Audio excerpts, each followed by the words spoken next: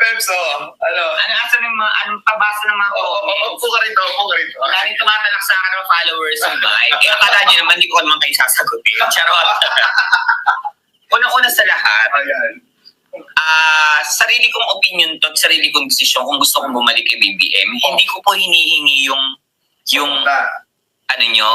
Yung inyong opinion. Oo, yung inyong opinion. Unang-una, kung meron man akong nasaktan, hindi kayo yon. Diba?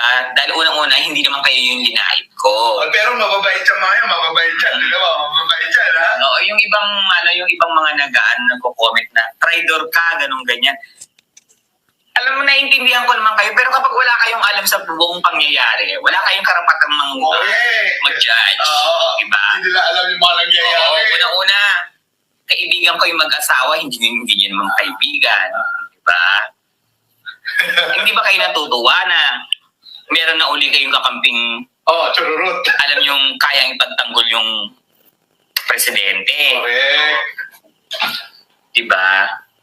Kaya, huwag na kaya masyadong maraming arte, ha? Basta nandito lang ako kamo. Oo, saka, unang-una, hindi ko rin naman kayo intindihin. Kahit i-bash nyo ko. Paano kapag nakita nyo magkasama kami ni BBM, sabihin nyo rin ba kay BBM na traitor ka? Welcome back daw, di ba? Hindi, ito yung question ko eh. Paano kung magkasama kami ni BBM sa kanila sa isang araw? Sasabihin nyo rin ba yung magkasawa na traitor sila? At saka bakit si Sarah? Pumunta nga kay Lenny. O si Sarah nga dumalaw kay Lenny, tapos ang sabi, kaibigan daw kasi. Di dadalawin ko rin yung mag-asawa dahil kaibigan ko rin naman sila dati. So, ibig sabihin, pwede kay Sarah, sa'yo hindi? Oo, sa kanila pwede silang gumalaw, pero ako hindi. Saka bakit lahat? Pag kaming mga vloggers, hindi kami pwedeng gumalaw o magsalita, pero pag sila pwede. Diba? Okay lang ina nila, sila ba nagpapakain sa amin? Ang ina niya, nagka-loan-loan na nga ako sa putang ina mga maisip kay OJC na yan eh. Kumusta na kayong lahat? Hindi ko mabasa yung mga comments. Pinupusuan ka pa, okay lang yun. Mami Pebbles daw.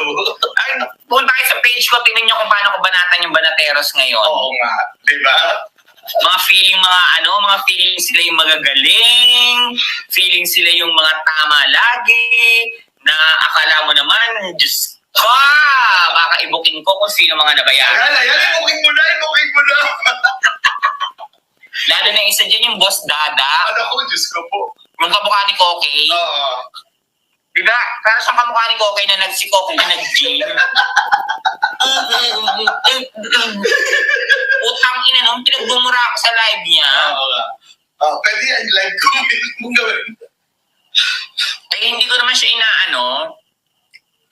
Eh, mga piling mga pag-aari nila si Duterte, hindi ka nila na, ba't di nila kainin? Meron pa silang nalamang LDS legit Duterte supporter daw sila. Inyong inyo na, ba't umiiyak kayo? Diba? Ang lalaki ng katawan, iyakin naman. Sabi ko nga, yung utak ni Dada nasa ulo ng titi niya. Buti nga kung malaki yung titi, no? Mukhang maliit din. Baka malaki pa titi ko doon. Oo nga. Pero,